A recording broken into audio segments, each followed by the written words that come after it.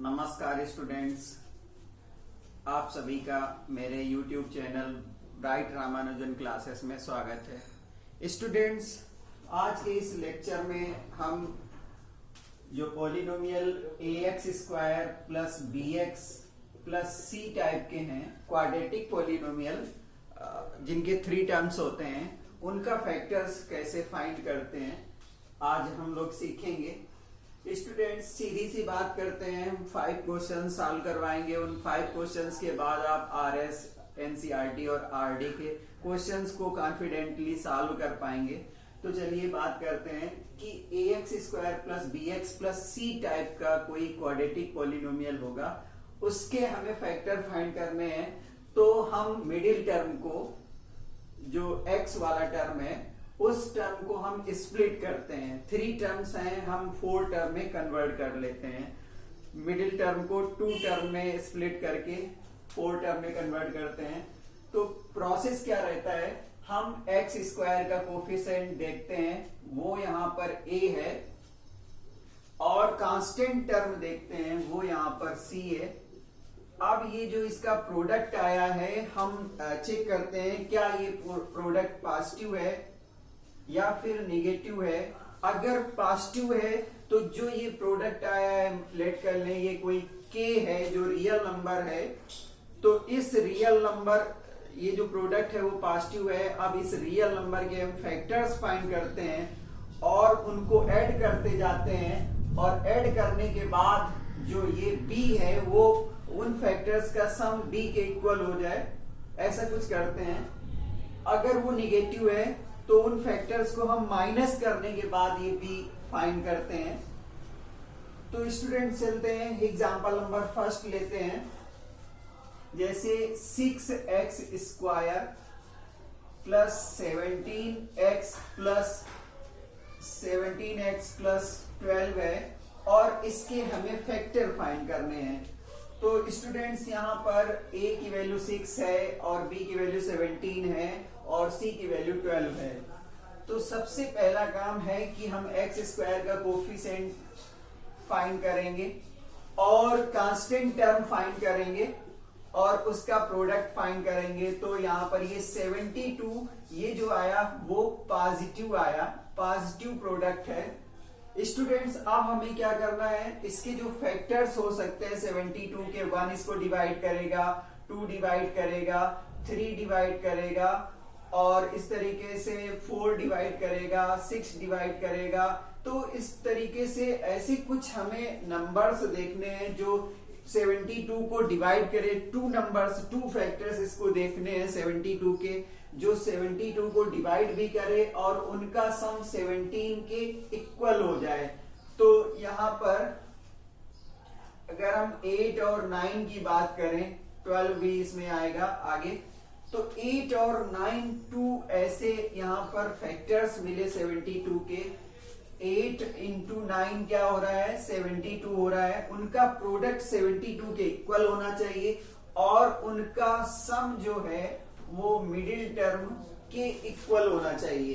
तो अब बच्चों क्या करेंगे, यहाँ पर 6x² प्लस 17 को हम लिख सकते हैं 8 प्लस 9 into x प्लस 12। अब इसका मल्टीप्लाई करेंगे तो यहाँ पर 6x² plus 8x plus 9x plus 12। अब हम लोग यहाँ पर 4 टर्म में इसको हम लोगों ने कन्वर्ट कर दिया। अब पेयर ले लेंगे तो फर्स्ट 2 टर्म से हमें कॉमन मिल रहा है 2x, तो यहाँ पर हो जाएगा 3x plus 4, plus second 2 term से, थर्ड और फोर्थ टर्म से हमें कॉमन मिल रहा है 3, तो यहाँ पर ये हो जाएगा 3x प्लस 4। अब यहाँ पर ये पेयर सेम है तो इसको हम कॉमन ले लेंगे, तो 3x plus 4 into 2x plus 3। तो इस तरीके से इसका ये फैक्टर आ गया। एक फैक्टर है 3x प्लस 4 और दूसरा फैक्टर 2x प्लस 3 है। तो बच्चों, हम लोगों ने पहला क्वेश्चन सॉल्व कर लिया। ओनली 5 क्वेश्चंस हम आपको सॉल्व करवाएंगे। आप उन्हीं में आपकी अच्छी प्रैक्टिस हो जाएगी और आप कॉन्फिडेंट होगे कि चाहे वो आरडी शर्मा हो चाहे आरएस हो, आप सभी क्वेश्चंस को सॉल्व कर पाएंगे और बाकी जो क्वेश्चन बचते हैं, आपको डाउट रहते हैं, आप कमेंट बॉक्स में कमेंट करेंगे, हम आपके डाउट्स को जरूर क्लियर करेंगे। स्टूडेंट्स, अब की बार x square minus 11x minus 80 के फैक्टर फाइंड करने हैं, तो वही काम करेंगे हम। एक्स स्क्वायर का कोफिशिएंट देखा 1 है, इनटू कांस्टेंट टर्म हमारे पास माइनस 80 है, इसका प्रोडक्ट माइनस 80 आया।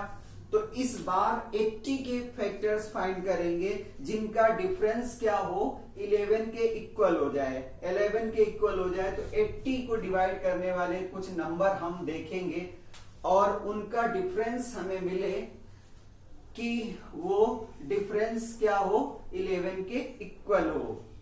प्रोडक्ट 80 के इक्वल हो, टू नंबर्स का प्रोडक्ट जो 80 के फैक्टर होंगे और उनका डिफरेंस 11 के इक्वल हो। तो चलिए देखते हैं वो कौन कौन से नंबर हो सकते हैं। अगर हम बात करें तो एक नंबर 16 लें और एक नंबर 5 लें। चेक करते हैं, 16 और 5 दोनों 80 के फैक्टर्स हैं, तो क्या 16 इंटू 5 80 के इक्वल हुआ? यस, 16 इंटू 5 18 के इक्वल हुआ। क्या 16 माइनस 5 11 के इक्वल हुआ? 16 माइनस 5 11, यस इक्वल हुआ। दोनों बातें सेटिस्फाई करनी चाहिए, दोनों ये नंबर 80 के फैक्टर होने चाहिए, दोनों का प्रोडक्ट 80 होना चाहिए, और अगर ये निगेटिव है तो इनका डिफरेंस मिडिल टर्म के इक्वल होना चाहिए। तो चलिए, एक्स स्क्वायर माइनस है यहां पर, माइनस और बाद में x। अब 11 को हम क्या कर सकते हैं, 16 माइनस 5 लिख सकते हैं। एक्चुअली में ये 11 ही लिखा है, बट हमने इसका फॉर्म चेंज कर दिया है, बस इतना गलत काम किया है।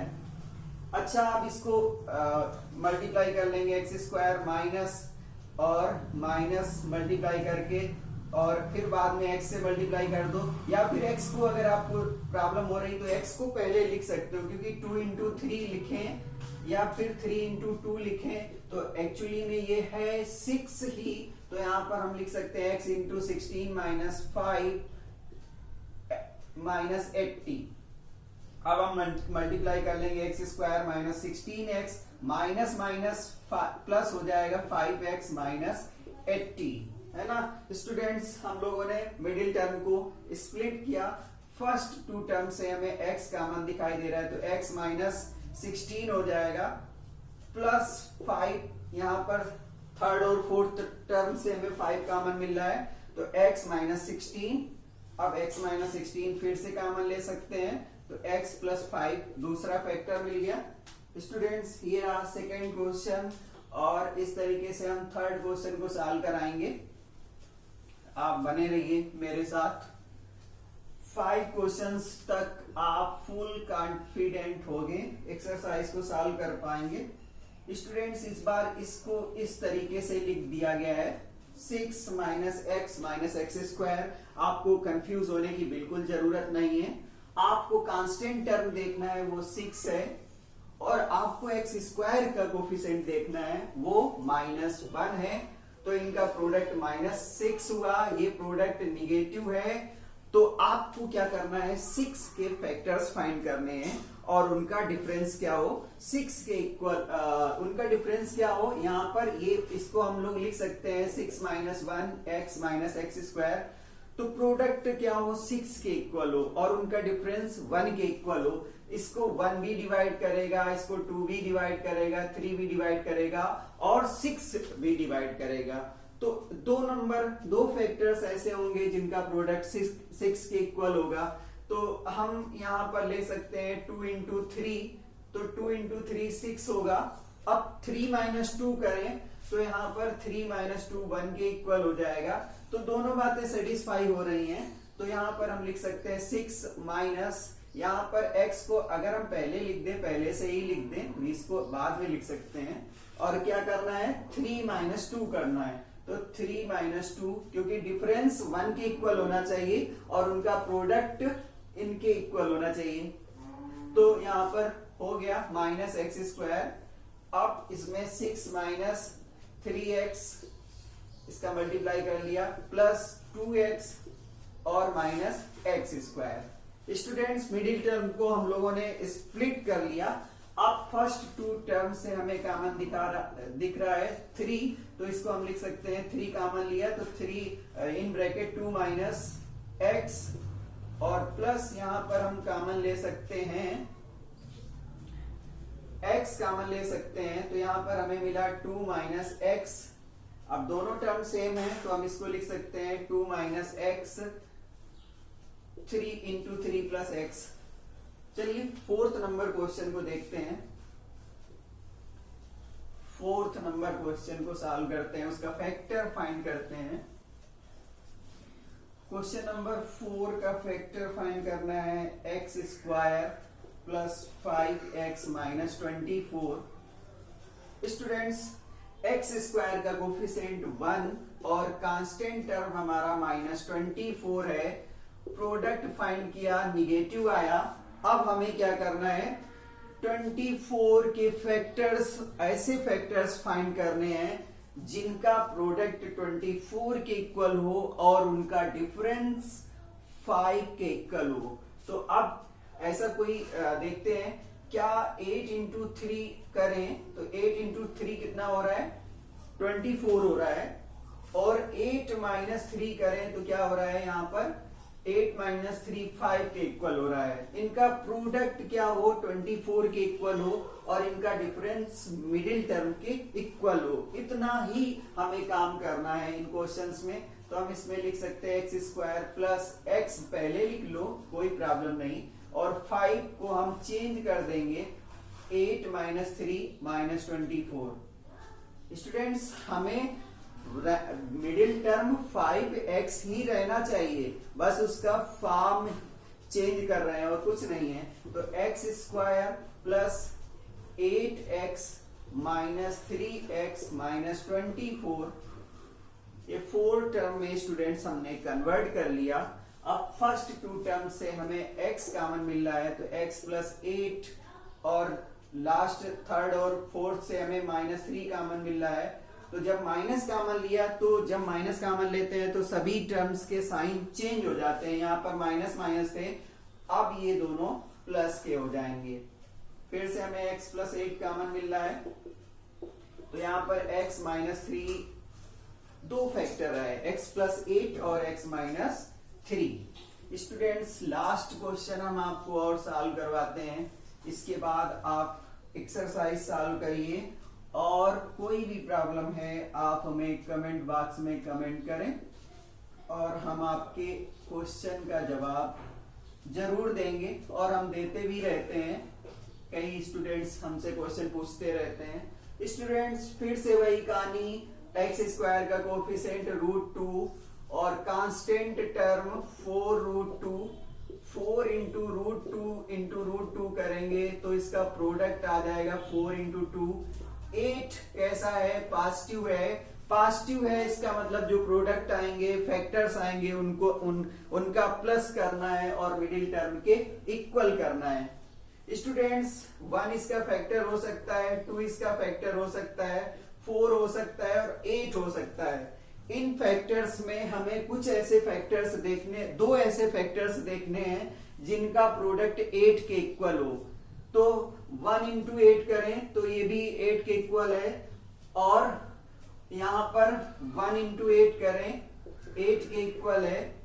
अब क्या 1 प्लस 8 करें, प्रोडक्ट 8 के इक्वल हो और प्लस करें तो 9 के इक्वल हो, वही फैक्टर्स हमें लेने हैं। तो 1 प्लस 8 9 है, तो ये दोनों बातें क्लियर हैं। अच्छा अगर हम लोग 2 इंटू 4 ले लेते तो 8 तो होता, प्रोडक्ट तो 8 होता, लेकिन इनका सम जो होता 6 होता, इसलिए उनको हम नहीं ले सकते हैं।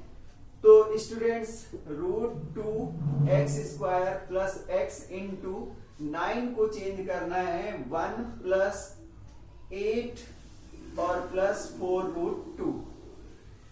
स्टूडेंट्स अब क्या करेंगे, √2x square plus 1x plus 8x plus 4√2।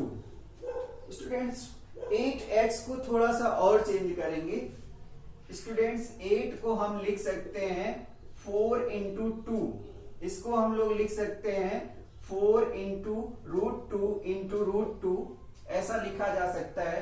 तो √2x² plus 1x plus 4 into root two x plus 4√2।